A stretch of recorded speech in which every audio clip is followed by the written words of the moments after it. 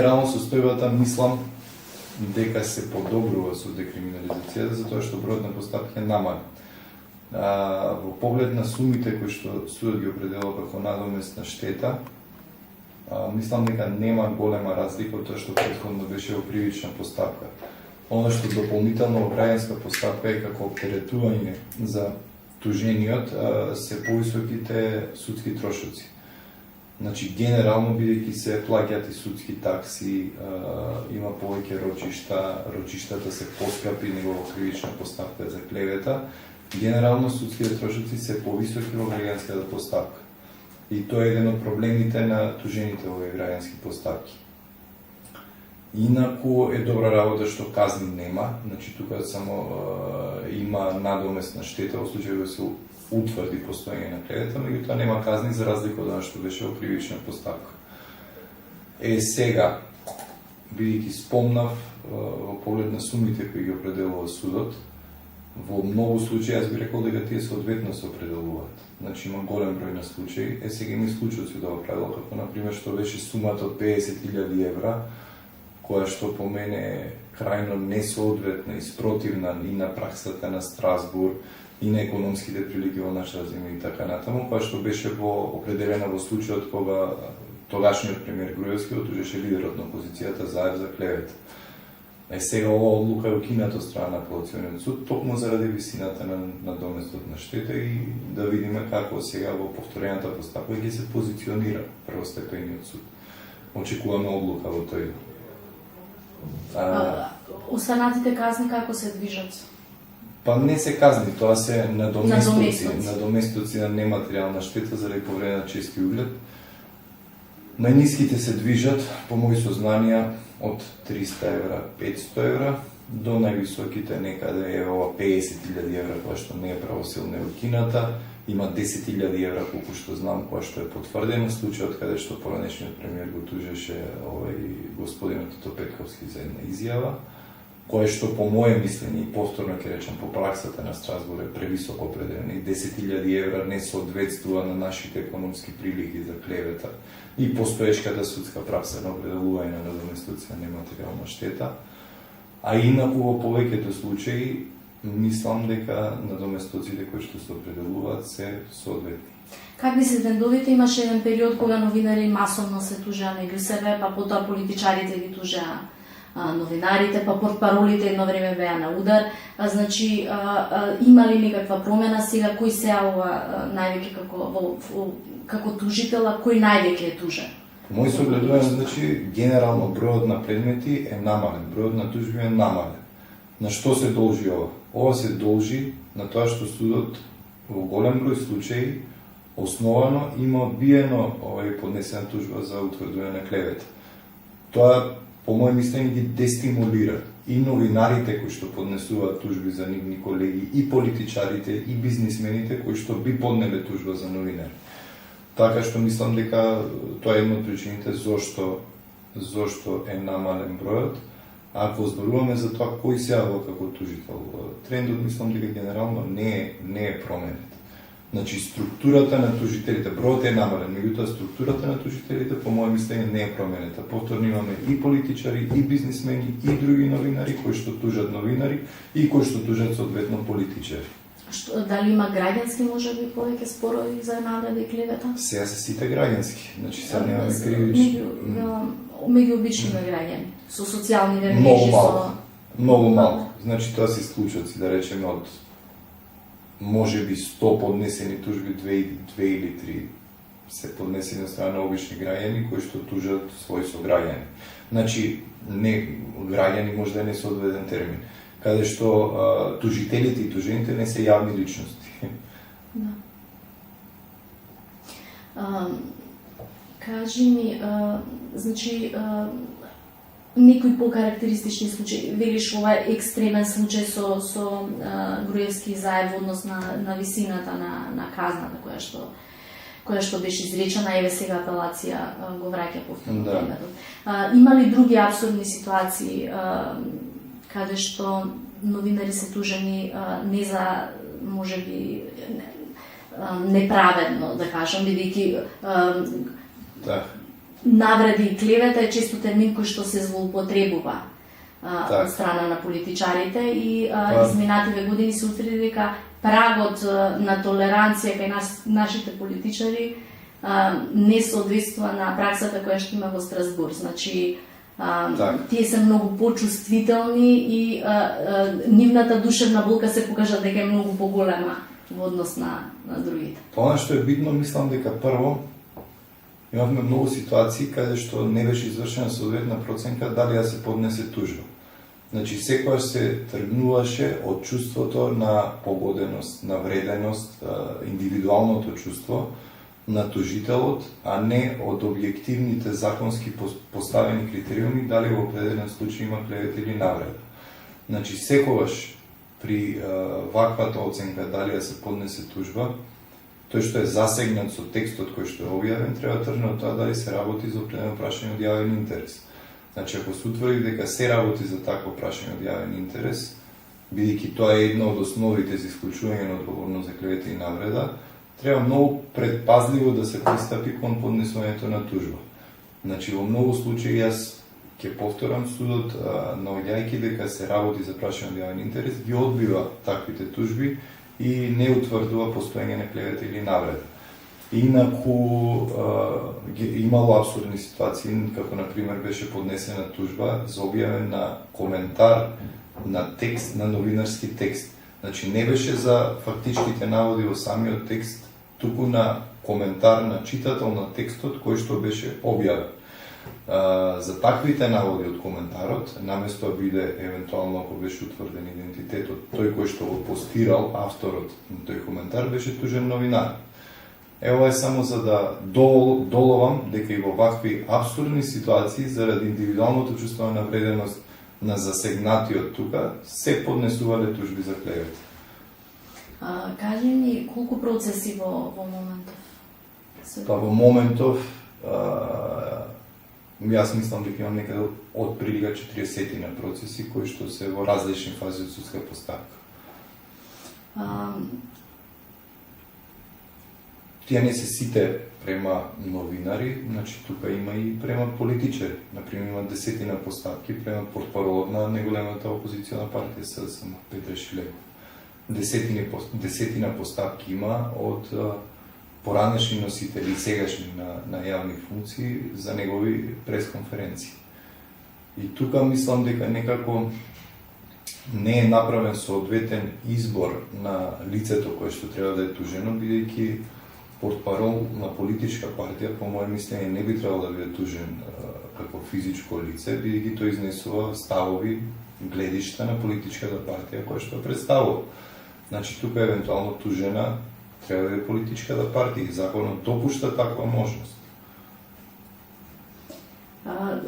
Забелешките беа порано доста често дека процесите за новинари кога се одолговлекуваат безпотребно, за разлика од другите процеси за политичари кои завршуваат експресно и со високи парични казни. Дали се уште постои некој? Да, уште постои таков тренд и по моје мислење, иако законот е внесена една одредба која што упатува на идно постапување на судот овакви предмети, судот не постапува доволно експедитивно. Тука е проблемот што се закажуваат голем број на рочишта кои што од различни причини се одложуваат. Сега, самиот факт што има закажано рочиште и што тужениот се паува на голем дел од овие судски рочишта, речеме во постапка има во просечно 7 или 8 рочишта. Тоа е некоја груба проценка. Треба се води сметка дека самото појавување на тужениот представува една форма на притисок, особено ако се има во предвид дека се работи за новинар. Значи, заради таквиот притисок преку постојаното појавување пред судот се ствара една психичка реакција на новинарот која што води кон автоцензура. Значи, со цел да го избегне ваквото појавување на судските процеси, дури во ситуација кога знае дека процесот финално ќе се добие, новинарот не пишува за теми кои што би можеле да бидат предмет на поднесување на тужба за клевета. Се користат ли тужбиве за клевета и навреда како една форма на реваншизам? Да, моја оценка е дека се користат не толку како форма на реваншизам, повеќе како средство за заплашување и за замолчување на критичката јавност. Не само на новинари од опозициони медиуми и критички настроени, ствари не би ги нарекол опозициони, критички настроени медиуми, туку и целокупната критички настроена јавност представува цел на заплашување со вака поднесените тужби. Значи, целта на овие тужби, без разлика што некогаш и самиот тужител не е уведен дека спорот ќе се добие, е да се замолкне оној кој што е тужен во постапката. Има ли постапки во последниот период и ги користат ли, да речеме, новинарите токму таа законска празнина, користат ли, може би ја злоупотребуваат за да? Има изненадувачки голем број на тужби против портали, уредници на порталите, иако според законот за медиуми, според законот за граѓанска одговорност за клевета и навреда, порталите не се третирани како медиуми. Значи, тужените од тие постапки може би не го користат тоа, но ние како нивни адвокати, застапници од тие постапки, секако дека постоечката регулатива ја користиме во нивна одбрана. Имаме добиено неколку пресуди каде што тужбата е одбиена токму таа причина, што порталот како портал нема својство на медиум и тука не може биде утврдена одговорност за клевет и така натаму. Тука значи по постоечката регулатива не може да не постои одговорност за клевета, меѓутоа е битно да се утврди кој е авторно на што е постирано на порталот. Доколку авторот на текстот, на написот биде утврден, тој може да одговара за клевета, но порталот, бидејќи нема својство на медиум по законот за медиум и законот за клевета и навреда, не одговара. Но с оглед на тоа дека повеќето портали значи воопшто немаат ни импресу, а камоли автори на текстови, значи тоа станува нека сива зона која што ги загрозува, да речеме. Останува, се согласувам, значи тоа останува сива зона и тоа мора да биде предмет на регулација, бидејќи колку и нас како бранители во тие постапки, застапници на тужените во тие постапки, ни одговара со користење на тој механизам да ги браниме нашите клиенти, мора се мисли за евентуално повреда на правото на приватност, повреда на честа и угледот на оние лица за кои што некои новинари злоупотребувајќи во постоечкиот механизам објавуваат некои работи кои што се недолични. Да. Колку практика од Страсбур успеавме да имплементираме во нашето судство? Па има благо поместување од тоа што беше порано состојба, значи.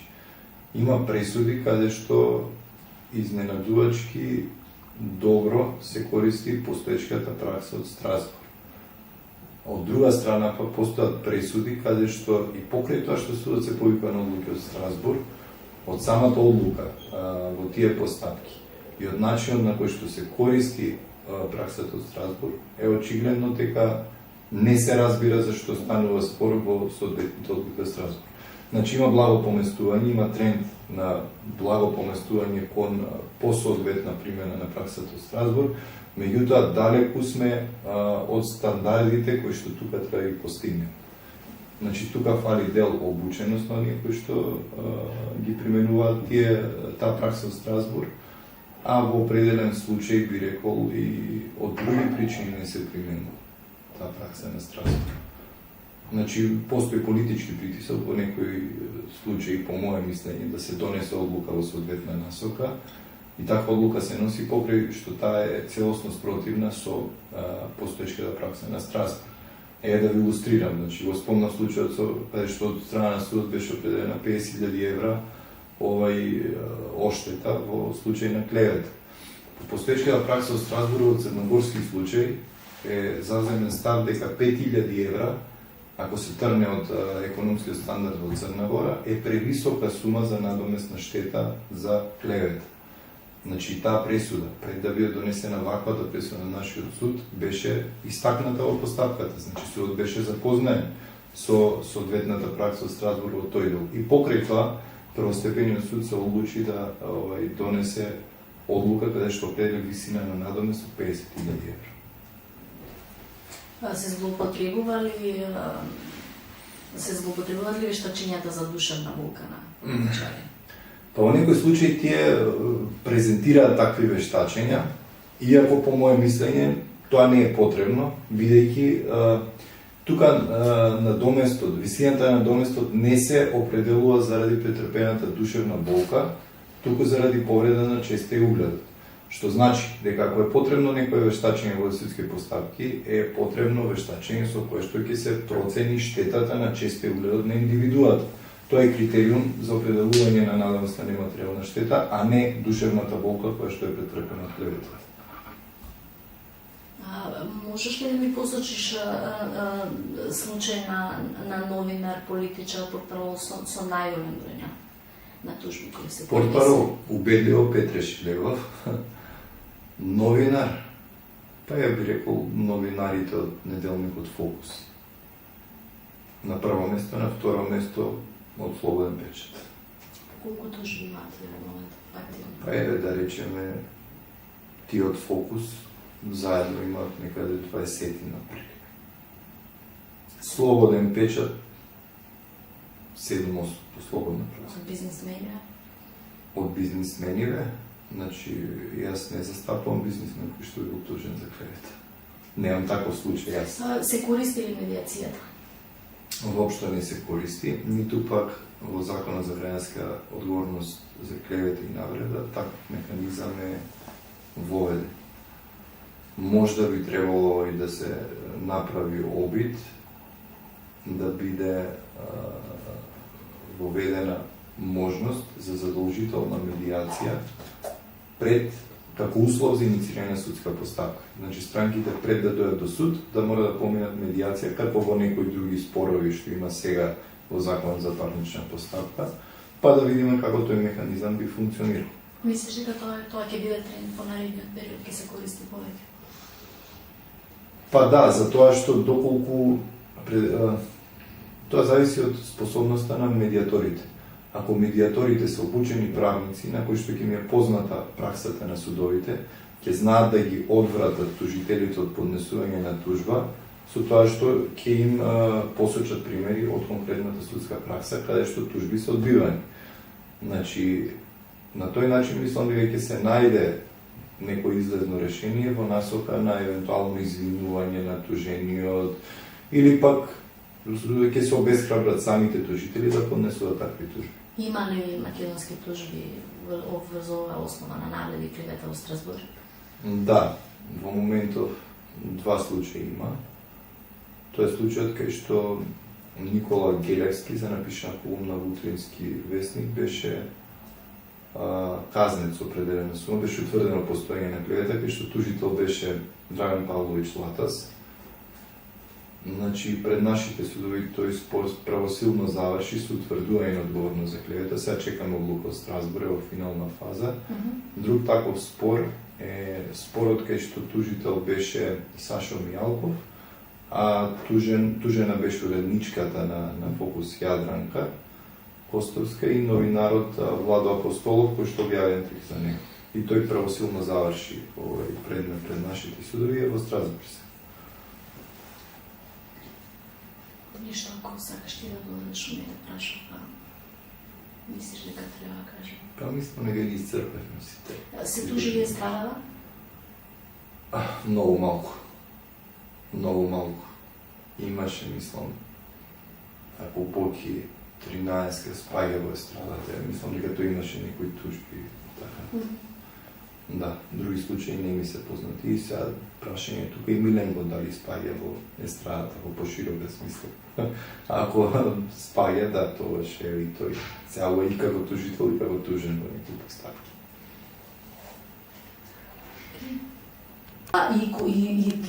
И користат ли, да речеме, новинарите токму таа законска празнина, користат ли, може би ја злоупотребуваат за да? Има изненадувачки голем број на тужби против портали, уредници на порталите, Иако, според Законот за медиуми, според Законот за граѓанска одговорност за клевета и навреда, порталите не се третирани како медиум. Значи, тужените од тие постапки може би не окористат тоа, но ние како нивни адвокати, застапници од тие постапки, секако дека постоечката регулатива ја користиме во нивна одбрана. Имаме добиено неколку пресуди каде што тужбата е одбиена токму таа причина, што порталот како портал нема својство на медиум и тука не може биде утврдена одговорност за клевета и така натаму. Тука значи по постоечката регулатива не може да не постои одговорност за клевета, меѓутоа е битно да се утврди кој е авторно на што е постирано на порталот. Доколку авторот на текстот, на написот биде утврден, тој може да одговара за клевета, но порталот, бидејќи нема својство на медиум по Законот за медиум и Законот за клевета и навреда, не одговара. Но со оглед на тоа дека повеќето портали значи воопшто немаат ни импресу, а камоли автори на текстови, значи тоа станува нека сива зона која што ги загрозува, да речеме. Останува, се согласувам, значи тоа останува сива зона и тоа мора да биде предмет на регулација, бидејќи колку и нас како бранители во тие постапки, застапници на тужените во тие постапки, ни одговара со користење на тој механизам да ги браниме нашите клиенти, мора се мисли за евентуално повреда на правото на приватност, повреда на честа и угледот на оние лица за кои што некои новинари злоупотребувајќи во постоечкиот механизам објавуваат некои работи кои што се недолични. Колку практика од Страсбур успеавме да имплементираме во нашето судство? Па има благо поместување од тоа што беше порано состојба, значи. Има пресуди каде што изненадувачки добро се користи постоечката пракса од Страсбур. Од друга страна па постојат пресуди каде што и покрај тоа што судот се повикува на одлуки од Страсбур, од самата одлука во тие постапки и од начинот на кој што се користи праксата од Страсбур е очигледно дека не се разбира зашто станува спор во соодветните одлуки од Страсбур. Значи има благо поместување, има тренд на благо поместување кон посоодветна примена на праксата од Страсбур, меѓутоа далеку сме од стандардите кои што тука треба да ги постигнеме. Значи тука фали дел обученост на оние кои што ги применуваат таа пракса од Страсбур, а во определен случај би рекол и од други причини не се применува таа пракса на Страсбур. Значи постои политички притисок во некои случаи, по моје мислење, да се донесе одлука во соодветна насока и таква одлука се носи покрај што таа е целосно спротивна со постоечката пракса на Страсбур. Да ви илустрирам, значи го спомнав случајот каде што од страна на судот беше определена 50.000 евра оштета во случај на клевета. По постоечката пракса од Страсбур во црногорски случај е заземен став дека 5.000 евра, ако се трне од економскиот стандард во Црна Гора, е превисока сума за надоместна штета за клевета. Значи таа пресуда, пред да биде донесена ваквата пресуда на нашиот суд, беше истакната во постапката. Значи судот беше запознаен со соодветната пракса од Страсбур во тој дел. И покрај тоа, првостепениот суд се одлучи да донесе одлука каде што определи висина на надомест од 50.000 евра. Се злоупотребували вештачењата за душевна болка на личари? Па во некој случај тие презентираат такви вештачења, иако по моје мислење тоа не е потребно, бидејќи тука надоместот, висината на надоместот не се определува заради претрпената душевна болка, туку заради повреда на честа и угледот. Што значи дека ако е потребно некое вештачење во судски постапки, е потребно вештачење со кое што ќе се процени штетата на честа и угледот на индивидуата. Тоа е критериум за определување на надоместна нематеријална штета, а не душевната болка која што е претрпена од клеветата. Можеш ли да ми посочиш случај на новинар, политичар, портпарол со најголем број на тужби кои се поднеси? Портпарол убедливо Петре Шилевов, новинар, па ја би рекол новинарите од неделникот Фокус. На прво место, на второ место од слободен печат. Колку тужби имате во моментот активно? Па еве да речеме, тие од Фокус заедно имаат некаде 20 напред. Слободен печат 7-8 слободна процент. Од бизнисмени? Од бизнисмениве, значи јас не застапувам бизнисмен кој што е обтужен за клевета. Немам таков случај јас. Се користи ли медиацијата? Воопшто не се користи, ниту пак во Законот за граѓанска одговорност за клевета и навреда таков механизам е воведен. Можда би требало и да се направи обид да биде воведена можност за задолжителна медиација пред како услов за иницирање на судска постапка. Значи странките пред да дојдат до суд да мора да поминат медиација како во некои други спорови што има сега во Закон за парнична постапка, па да видиме како тој механизам би функционирал. Мислиш дека тоа ќе биде тренд по наредниот период, ќе се користи повеќе? Па да, затоа што доколку тоа зависи од способноста на медиаторите. Ако медиаторите се обучени правници, на кои што ќе им е позната праксата на судовите, ќе знаат да ги одвратат тужителите од поднесување на тужба, со тоа што ќе им посочат примери од конкретната судска пракса, каде што тужби се одбивани. Значи, на тој начин мислам дека ќе се најде некој излезно решение во насока на евентуално извинување на тужениот или пак ќе се обесхрабрат самите тужители да поднесуваат такви тужби. Има ли македонски тужби врз оваа основа на навреди и клевета во Страсбур? Да, во моментов 2 случаи има. Тоа е случајот кај што Никола Гелевски за напишана колумна во Утрински вестник беше казнет со определена сума, беше утврдено постоење на клевета, кај што тужител беше Драган Павлович Латас. Значи, пред нашите судови тој спор правосилно заврши со утврдување на одговорност за клевета. Сега чекаме одлука од Страсбур во финална фаза. Друг таков спор е спорот кај што тужител беше Сашо Мијалков, а тужена беше уредничката на Фокус Јадранка Костовска и новинарот Владо Апостолов, кој што објавен трик за него. И тој правосилно заврши пред нашите судови во Страсбур. Ништо ако сакаш ти да додадеш, не те прашам, па мислиш дека треба да кажем? Па мислам дека ги исцрпевме сите. Се тужи ли страдала? Многу малку. Многу малку. Имаше, мислам, ако поки 13 спаѓа во естрадата, мислам дека тој имаше некои тужби, така. Да, други случаи не ми се познати. И сега прашање тука и Миленко дали спаѓа во естрадата, во поширока смисла. Ако спаѓа, да, тоа ше и тој. Сега и како тужител и како